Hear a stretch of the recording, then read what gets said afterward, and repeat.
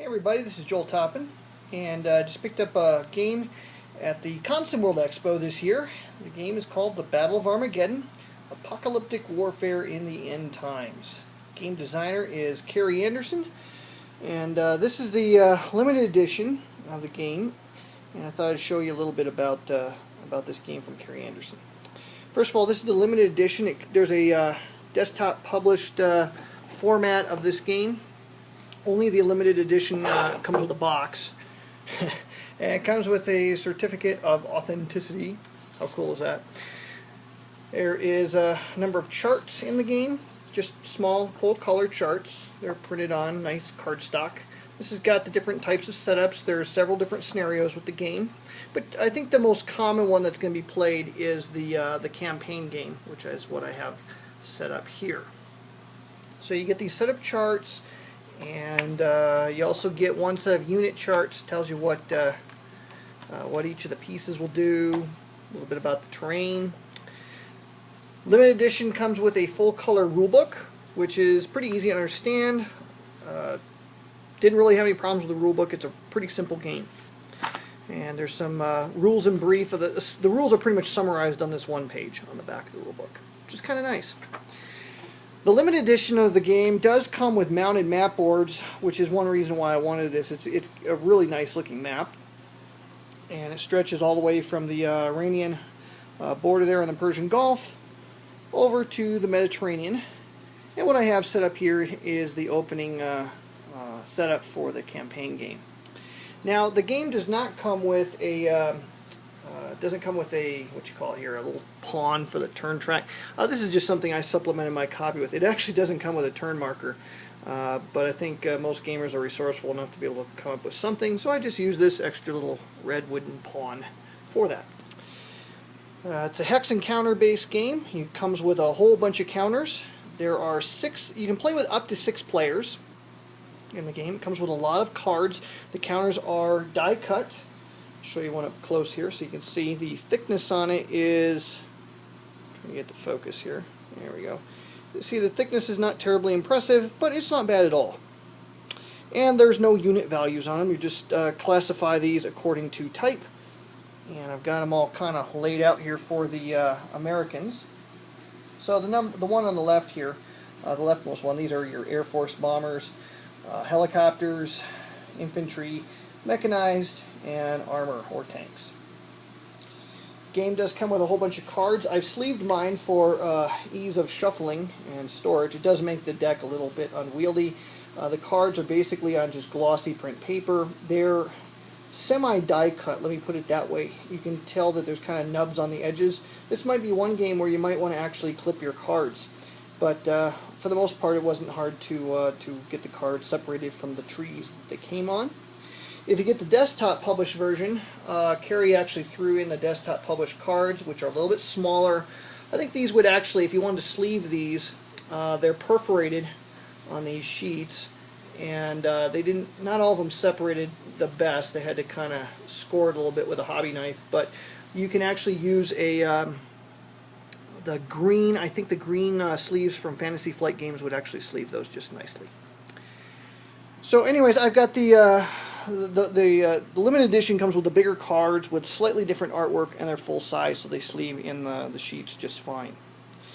So the 6 factions that you have in the game is you have the Arabs here, and their position's probably one of the toughest to play in the game because they start initially strong, but they definitely want the game to end as early as possible because they don't have the resources to sustain a long war. Same is also true of the second player, which is Israel. And the order of play is nicely here on the displayed here on the turn order, the player order display. So the Arabs are actually going to start first, and then Israel, followed by the United States, Europe, the European Union, if you will, and then Magog, which is the Northern Russian Alliance, and then the Kings of the East, which I'll show you in just a moment here. So here you have the United States. These are alliance cards. When you become allied with a player, you just give them this card to them so you can track who's allied with who. There is a stack of population cards that each of these factions get. Now for the Israelis and the Arabs, they have a fixed set of population cards, and those are tied to the actual cities on the map. So Cairo there actually is represented also by a card. If Cairo's ever nuked or something like that, or overrun by an enemy, this card goes away. This is bad because when you lose these cards, you lose the reinforcement points, and you're going to need those reinforcement points to rebuild your units, and combat is very bloody in this system. So you got a lot of guys to start with, but they're going to die like flies. Same is also true of Israel. They've got just 3 cards for Jerusalem, Tel Aviv, and Haifa. But for the other factions, there is a deck of, 30? I think there's 30 of these cards, population cards. They're all shuffled up. 5 are dealt to the United States, 5 to Europe, and Magog gets 8. Kings of the East. Look at that horde of troops coming from the East. They actually have 12 of these bad boys. And infantry is cheap to rebuild, so good luck in trying to knock out that alliance through nuclear power alone. As I indicated, there's nuclear weapons in the game, and so whenever you nuke the notional off-map cities of the United States, the EU, Magog, or the East, they will lose a random one of these cards. So these will all get shuffled up, and your opponent will take out one of them. And so you'll lose some reinforcement points, and your opponent won't know how many reinforcement points you lose until the card's pulled from the hand and revealed to everyone. The core of the game is actually this deck of cards. There's 144 cards, which is an appropriate number for an end times based game. There are 144 cards in here, and the first thing you do on your turn, the turn order is right over here on the map.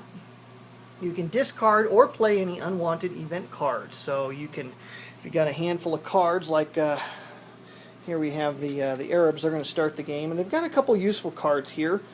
They have Persia. This event here is the Arab player receives 3 new pieces, but right now they don't have any in their available stock. So this one they want to hang on to. They do have a theater nuclear missile. This is pretty cool. It says destroy 2 enemy pieces in hexes not adjacent to your pieces. So in this case, because the Arabs pretty much surround Israel here at the beginning of the game, this hex, Jerusalem, that one, pretty much none of these hexes except Tel Aviv are vulnerable to the theater nuclear missile. The Dead Sea is adjacent to Amman here. Those 2 hexes are adjacent, but you can't actually move across the Dead Sea using the movement rules in the game unless you're transported by helicopter. So this missile here could not be used against Jerusalem. Why is that important? Because Jerusalem is really the center of the game. Whoever controls Jerusalem when a particular card is pulled from the deck will win the game. So here in the opening thing, before the Arab player draws some cards, what he might want to do is use his other nuclear card that he drew as his opening hand. This one says destroy 1 enemy piece in a hex adjacent to your pieces. Alright, so over here what we can do is, you know what, that's a pretty dangerous piece right there, so we'll go ahead and pull off the Israeli Air Force, gets nuked there on the Golan Heights, remove him from play, and that's all there is to it for this particular card. It's then discarded over here, and you have a maximum hand size of 3, so 1 new card will be pulled. You pull a card, ooh, another good one for the Arab player. Now the problem with this card, as a Bible teacher, Kerry did a pretty good job with the terminology and getting the facts and stuff right and the different theories about the end times right. But on a couple of these cards he got the names wrong. That should be Cush with a C or a K. And then there's another one called Put, and he transposed the letters on it, so you have Push and Kut. It should be the other opposite around. So, but anyways, no big deal. This is another good card for the Arab player, and so he'll hold on to that. Now here's the deal with these cards. There's a number of different types of cards in the deck, so I'm just going to flip this over and I'll show you some of them. Here's a good one. These cards with a gray background, these are plague cards. This is the 7th seal, and the effect is immediately triggered as soon as you draw it, and it counts as one of your cards drawn. So if you have a hand limit of 3 and you have 1 open space in your hand and you drew that card, well, that card gets resolved and you can't draw anymore. Cards with a white background are strategic weapons. You can place them into play. Once in play, they're face up on the table, and then at any time, even out of turn, you can choose to play that card on an opponent. So these are how you destroy enemy population cards, is through things like ballistic missiles, intercontinental bombers, and so forth. And of course there's more plagues, tactical nuclear weapons. There's also faction-specific events. So the Israeli event there is really nice for the Israeli player. Players are also allowed to trade cards with one another. You don't win as allies in the game, but sometimes the enemy of my enemy is my friend, and so temporary alliances are formed, and you can trade cards back and forth to assist one another. Now the game is obviously going to get really crazy here in just a moment, because on turn 1, the United States is going to enter the Mediterranean box over there, as will Europe, and on turn 2 those guys will be invading from the Mediterranean coast. The Magog faction has an enormous army here, and they will be invading from the north, and so they'll be driving on Jerusalem as well. And the kings of the east are going to be slowly making their way. Infantry can only move 3 hexes, and they have to stop when they cross the river, so it'll take them a little bit of time, but this horde from the east is eventually going to start closing in on Jerusalem. Now you don't have to pull cards during your turn, so even if you have no cards in your hand, you don't have to draw anything. You can choose to go without drawing, and that's sometimes in your interest. If you want the game to go a long time, to give you a chance to make a lunge at Jerusalem, then that's the way you'd want to go. For the Israelis and the Arabs, though, they want to pull cards early in the game. They just want to pull them like crazy, in the hopes that they'll pull one of these cards, which will be the 7th vial, and the 7th vial will say great voice, a great voice, and it's the Jesus Returns card, and when Jesus returns, whoever controls Jerusalem wins the game. So that is the Battle of Armageddon. It's very simple.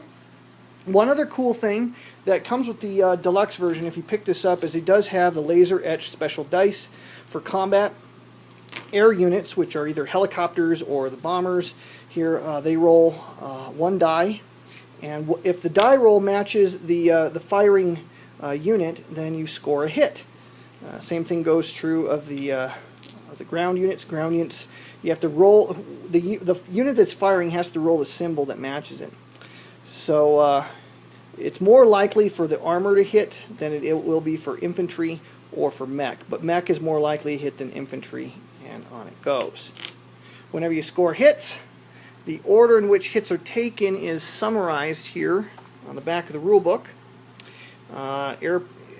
In a battle, the helicopters will take losses before planes will.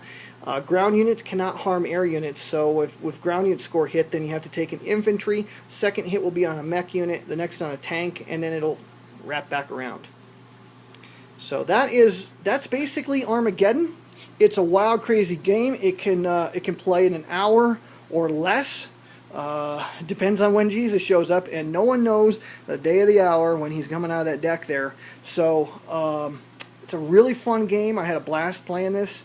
Every game is different because of the way the deck works. Sometimes the things will work out where one faction just seems unstoppable, and then the next game they're crushed.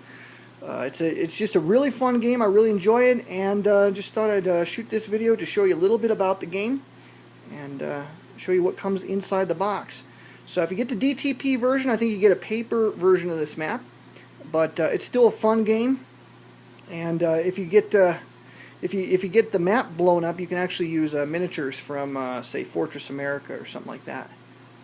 So I'm Joel Toppin, and that's what comes inside the box of Battle of Armageddon from Kerry Anderson.